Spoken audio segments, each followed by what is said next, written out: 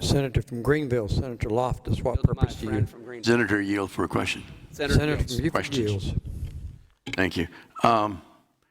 You had mentioned with the seatmate here were asking you questions about the doctors and doctor-patient relationship, and you went into great length to say it must be pain and it must be diagnosed as that.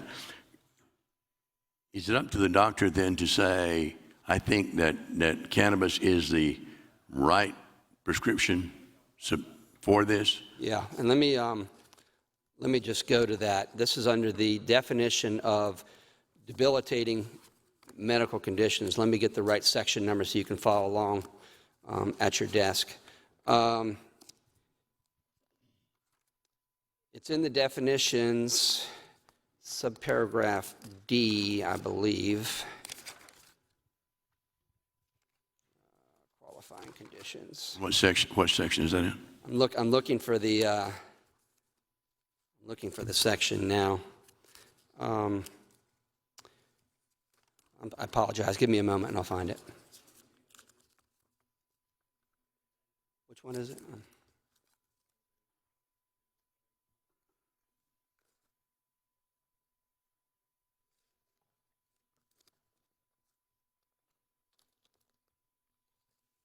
Okay, I got it now. It's section 44-53-2080. And I'll just go to that section now, and then as I'm working my way through the bill, I'll just skip it when we get there. But this is where you set forth what a physician has to sign and attest to before that physician can authorize use of cannabis by a patient. And again, it's section 44-53-2080, paragraph A3, and this is what the physician has to do.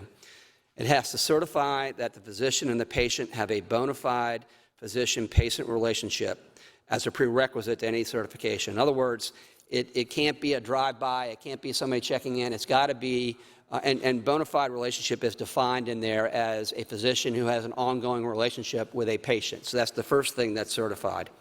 The second thing the physician has to certify is that the physician has consulted the prescription drug monitoring program established pursuant to Article 15, Chapter 53, Title 44, to review the patient's controlled substance prescription history and has documented such consultation in the patient's medical record. C, the physician has conducted an in-person evaluation and collected relevant clinical history commensurate with the presentation of the patient prior to issuing a written certification. At a minimum, that must include history of present illness, social history, past medical and surgical history, alcohol and substance abuse history, family history with an emphasis on addiction, mental illness, or psychotic disorders, a physical exam, and then a documentation of therapies with an adequate response. Moving on, the physician has to certify that, again, I'm quoting from the bill, that the patient has a debilitating medical condition, that the treatment of the debilitating medical condition or one or more symptoms of the debilitating medical condition or side effects of its treatment falls within the physician's area of practice, that's the specialty we talked about, identifying the patient's condition, and that the symptoms or side effects of the condition or its treatment could benefit from a certification for medical use of cannabis. Also, that the physician has developed a written treatment plan that includes a review of other measures attempted to ease the suffering caused by a debilitating medical condition that do not involve cannabis products for medical use, advice about other options for managing the debilitating medical condition, and advice about the potential risks of using medical cannabis products, including, and then it lists a list of the things that they have to consult, the importance of the quality and concentration of the cannabis product, the risk of cannabis use disorder, the potential exacerbation of psychotic disorders, and the adverse cognitive effects for children and young adults. Other adverse events, exacerbation of psychotic disorders, adverse cognitive effects for children and young adults, and other risks. The risk of using cannabis during pregnancy or breastfeeding, the need to safeguard all products from children and pets and other animals. And then finally, to your final point,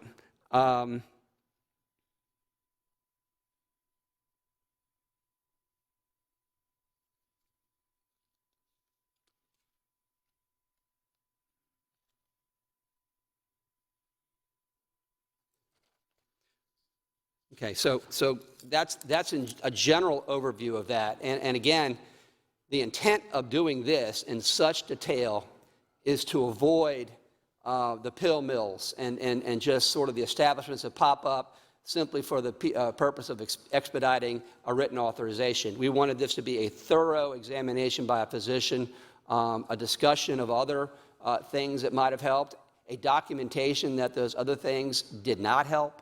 I mean, so again, it's pretty strict and it's pretty onerous, but I did not want us to pass a bill that was going to somehow lead to what the senator from Charleston suggested, is that in some areas you've seen these pill mills pop up. And so that's what we tried to guard against in drafting that section.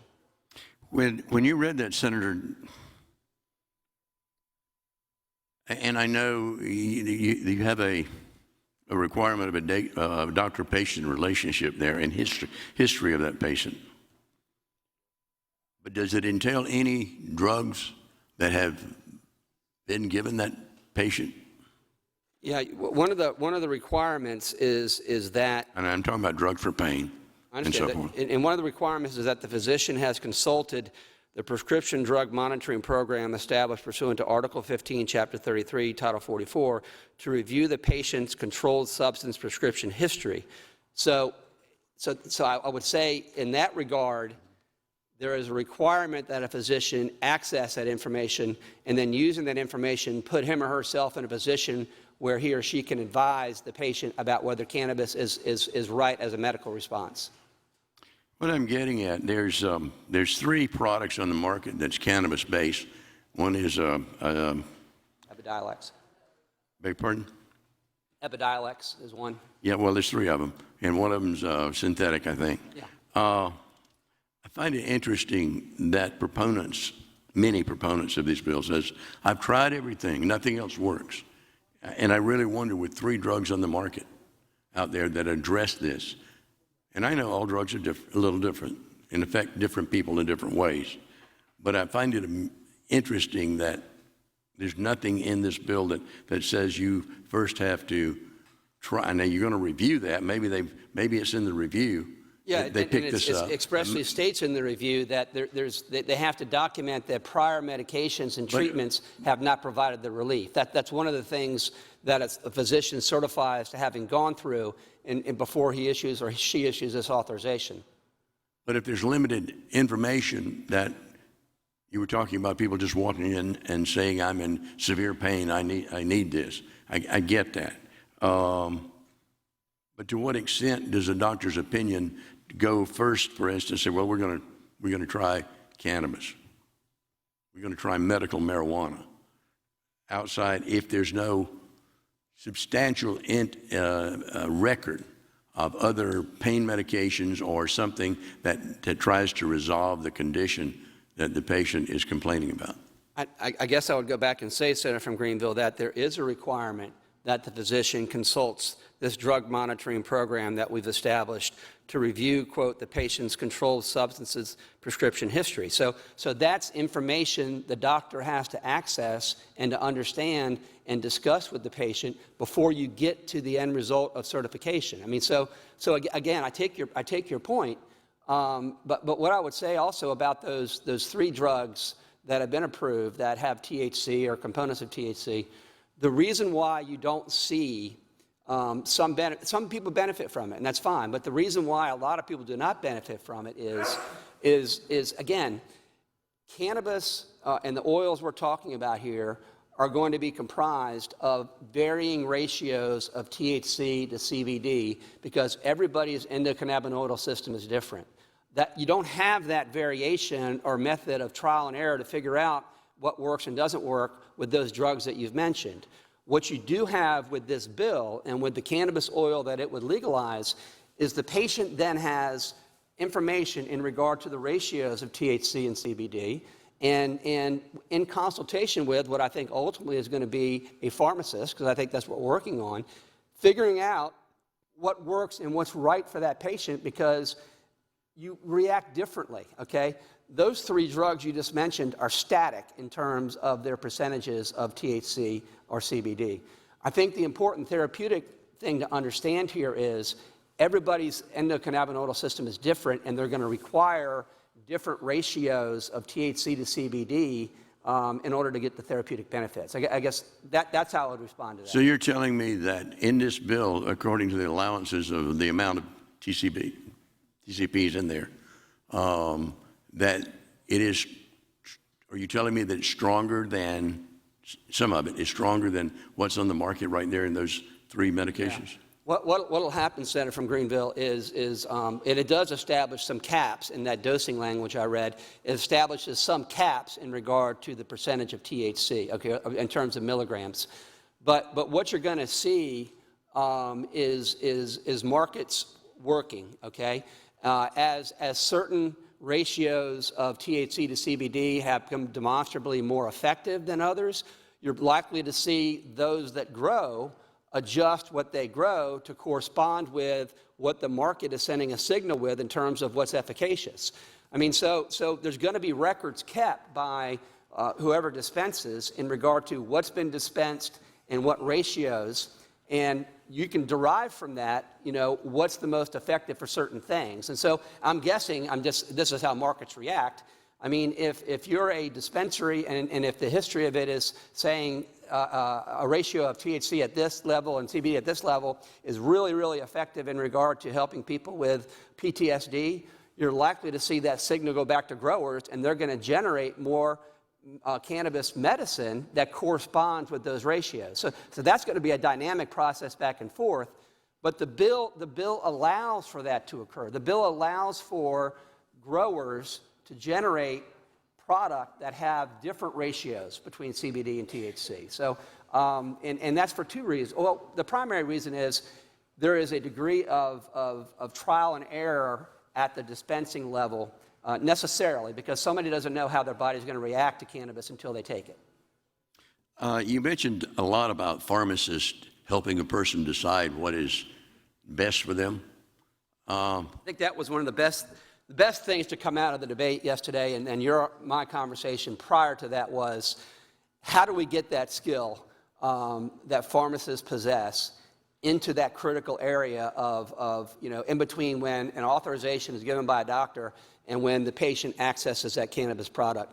And I think some very good points were made that we want to have that skill set there, because that's what pharmacists do. Pharmacists counsel their patients on medications and what the side effects might be, or what the therapeutic value might be. And what you're going to see over time are pharmacists becoming more conversant with those kind of discussions in the medical cannabis context, because that's what they'll be taking continuing education courses in regard to. That'll be the experience they derive from working with patients. You're going to get a very robust, I think, class of professionals there at a critical spot. I guess what concerns me there, who takes priority, the doctor writing the prescription, and you don't call it a prescription, but a doctor writing that, or the pharmacist? And it sounds like it's the pharmacist rather than the doctor. Well, the doctor in the first instance in terms of authorization, okay? But then after that's authorized and the patient takes the certification and gets the cannabis, there's a requirement for a follow-up with that doctor. And so there's an opportunity there for the doctor to have the conversation with the patient as well. So, you know, how it works in practice, I guess it varies on individuals. Some individuals are comfortable working with their pharmacist in regard to that. Some might want to go back and talk to their doctor about it. So I don't know, but there'd be the opportunity to do, certainly the opportunity to do both, and the obligation and the initial authorization to go back to the doctor and have that meeting too, because I wanted there to be that feedback loop between after authorization by a physician and after the dispensary dispenses the medical cannabis, that it then go back to the doctor, so the doctor has an opportunity to actually assess, you know, what has happened. And that was built into this bill at the request of the South Carolina Medical Association, because they wanted that doctor more involved in that process.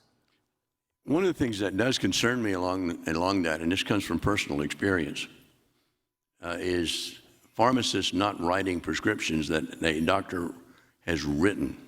And I'm not talking about barbiturates. I'm not talking about painkillers and that sort of things that are addictive, that are controlled substances. My own personal experience, ran low on a prescription I'm taking, had nothing to do with any kind of painkiller or anything like that. And the pharmacist says, well, we're going to have to talk to the doctor before we can authorize this. And I had gotten low on the medication. We were going away for a few days. So then I was without. Didn't kill me, obviously. But it frustrates me that the pharmacist would have so much power over a doctor in writing a prescription. I can understand it if it's opioids. I can understand it if that doctor has a history of writing prescriptions for this sort of thing. But I don't understand why we're giving pharmacists so much authority that it precedes the doctor's recommendation. The pharmacist training, which I know they have a lot, and they know a lot by experience, that and the education that doctors get, that really concerns me, that is happening right now. And two responses to that, and reminds me to say this, that you've got to get an authorization from a doctor on an annual basis, okay? So it's not like you get an authorization to access cannabis for your medical condition and that's it. So we've got built into this, you got to go back to that physician, and each time the physician has to do a new analysis, a new assessment, and certify it all over again. So we're not cutting the doctor out of the process once that first authorization is made. He or she is going to be involved by virtue of that annual recertification, so to speak. The second thing I would say is, in regard to pharmacists having a lot of control or a lot of power, and there's some, I understand the point you're making, and the reason that is in the cannabis context, unlike maybe with some prescription drugs, is because at that level, at that consumption level, in terms of getting, what kind of medical product are you going to get, what ratios, there is going to be a period of trial and error in figuring out which ratios of CBD to THC interact with your endocannabinoidal system in an effective way. And so you're right, that there is going to be a lot of power, I don't know if the power is the right word, but a lot of control at that level by a pharmacist. And so that was one of the things that persuaded me as I started to think about it, and as you asked me these questions, why I wanted to have a pharmacist there, because this is what pharmacists do. They're trained to talk to patients about how they're interacting with medicines. They're trained to talk about, how does it address the underlying conditions. And so all I can say is excellent point in that regard, and quite frankly, I wish it had been built into the bill earlier. But again, that's one of the good things about floor debate is you get good ideas. Well, in my particular case, it was not and actually in most medications, you're required to have an annual update on that, on the medication, just any type medication. Yeah, and I just wanted to emphasize that, Senator from Greenville, because I didn't want the inference to be that once the doctor makes that initial certification, he or she's out of the equation. They're going to be involved in it on an annual routine basis by statute. Right, and I understand that, but in my case, it has nothing to do with this particular bill, except an experience with the pharmacist. By the way, there's a mention in here on telemedicine. Is a physical exam required? A face-to-face physical exam? It is, and that's one of the reasons. I mean, again, people ask me for examples of how is this tightly controlled? How is this more regulated? How is this more conservative? That's another example of why. You have to have that inpatient, one-on-one physical interaction between patient and physician. And that's not to denigrate telemedicine. I think telemedicine is extraordinarily important. I think it's opened up healthcare access to a whole range of people. But in regard to this, for right now, again, taking this cautious first step forward, I wanted there to be that physical immediacy between the patient and the physician. And that's why that was included that way in the bill. You mentioned in the bill that other agencies will be used for whatever expertise they can give. And we talked about this thing is going to be supposedly self-supporting. Where's the money coming from, and how is it going to be attributed to those particular agencies that might be involved in whether research or whatever they might be doing? Yeah, how do we differentiate that? A couple different ways. First of all, there is a 6% sales tax on the sale of the cannabis. There's also an authorization mechanism in the bill for DHAC to establish a system of registration fees if you want to be licensed as a grower, if you want to be licensed as a processor, if you want to be licensed as a dispenser, if you want to be licensed as an independent lab that tests, if you want to be licensed as somebody who's authorized to transport. And they have been instructed to come up with a fee schedule to be commensurate with what it's going to cost them to administer the program. Now, in fairness, there's going to be some startup costs, okay, that probably will have to be funded out of the general fund, because until you have the program up and running, you don't have those, fees coming in from applicants for licenses. You don't have that sales tax revenue coming in from the sale of medical cannabis. So there's going to be a period of fiscal impact to the general fund as this program gets up and running. I guess the point that I was making, Senator Loftis, is that in the states that have adopted medical cannabis laws, once those laws have been put into place and markets are working and monies are being paid, they are self-sustaining in terms of mitigating the costs of administering the program. That was my point there. And ultimately, over time, as it becomes more robust in terms of its use, the experience in the other states has been it's an actual net revenue generator. Now, every state's experience is going to vary, but I think the fact that has occurred in all these other states is instructive as to what we can expect here. I don't think I missed it. Any fees in it? What is the startup fee if you want to be a grower or a processor, or you want to open a dispensary? That is left to DHEC to establish through regs, because what DHEC needs to do is to kind of look at what it considers its ongoing costs are going to be, aside from the upfront costs. There's going to be upfront costs that we're going to have to pay for out of the general fund in terms of equipment, or in terms of computers or registries or whatever it might be. And you don't have any idea what that might be? I don't know, but what I can tell you is we've given authority to DHEC to come forward with proposed fees that are designed to defray those costs. And only defray those costs, because I've not drafted this bill as being a revenue raiser for the state. I have drafted it so that it's going to be net neutral in terms of revenues. Now, we may decide that we want to change that, but the reason I did that was a lot of these medications are going to have to be purchased by patients out of pocket. They're not covered in insurance policies, and I didn't want to go ahead and establish a fee schedule that was going to make access prohibitive. So you are depending on fees, et cetera, and the sales tax. to run the operation. And the sales tax. Will all the sales tax go into that? Not into the general fund? Yeah, the way that it works, the way that it's designed, and we adopted this in the committee amendment, it goes, all the revenues go first to the cost of administering the program. And if there is any excess, it then goes as follows. 3% of that access for research conducted by the University School of Medicine and MUSC. 2% of any excess goes to local providers operating under the auspices of Act 301 of 1973 for the purposes related to alcohol and drug abuse prevention, education, and early intervention. 3% of any excess of monies needed to administer the program goes to SLED.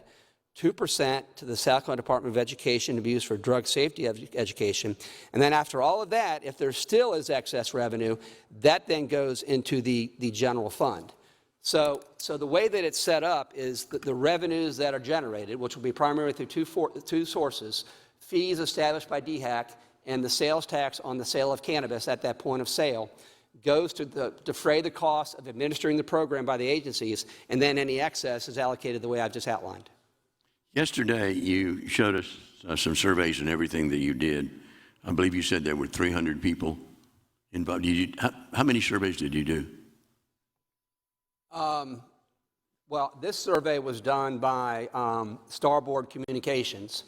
I don't know who they actually retained to do the callings and whatever. That was done from December 28 to December 30. And done primarily because one of the criticisms was earlier questions were unfairly loaded, or earlier questions push people in certain directions. And so in talking with them, I said, I want just a bold statement. Are you for or against legalizing medical marijuana? And that's what they did. But then I said what I would like is I want these 3 negative pushes, SLED opposes, family council opposes, arguments that it might lead to recreational, and then I wanted the 3 positive pushes, can help people with PTSD, can help people who have cancer and suffering from chemotherapy, can reduce opioid addictions or use. And the reason I did that was I wanted you to see the effect of both those negative and positive pushes. And you could see them in terms of once people understand even more. Well, first of all, just the straight out question, they still prefer it.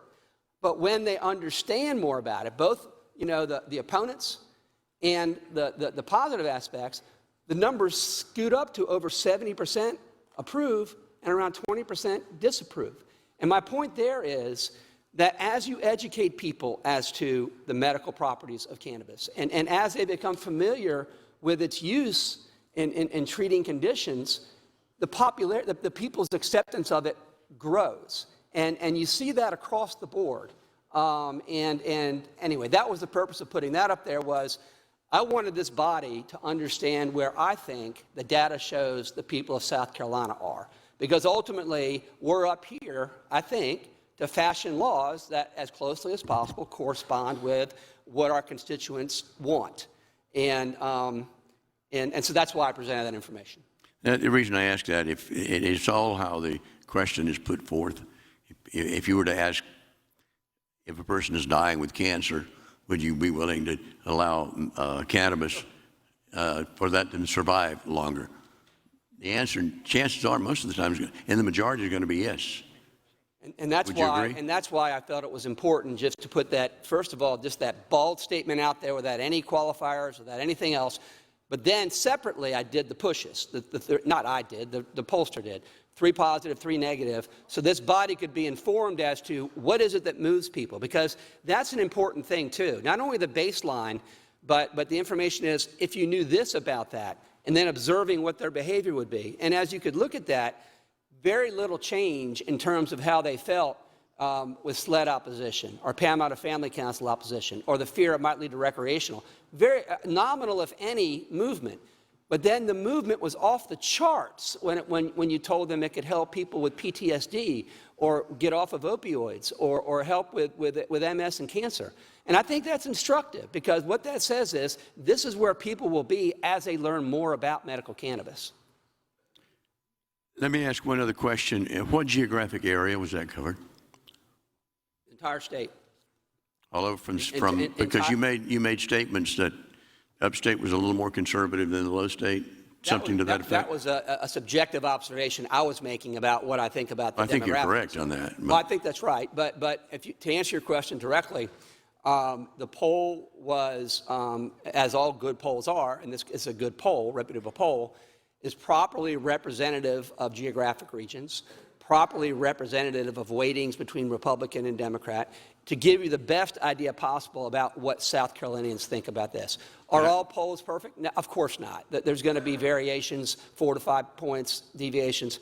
But one of the things that leads me to believe, Senator from Greenville, that this is correct, is that it bears out what numerous polls have showed over time, done by different institutions. Winthrop University, as far back as 5 or 6 years ago, was doing a poll showing that a majority of South Carolinians favor medical cannabis laws, so and empowering doctors and helping patients. So, you've just seen that number move over time, and I think that's a function of people becoming more aware of what the therapeutic value of cannabis might be. Because, look, as I said back in 2014, before I had that Rotary Club meeting and my constituent came up to me and talked about her granddaughter with epilepsy, I had never thought about marijuana in the context of medicine. I mean, it just wasn't on my radar screen.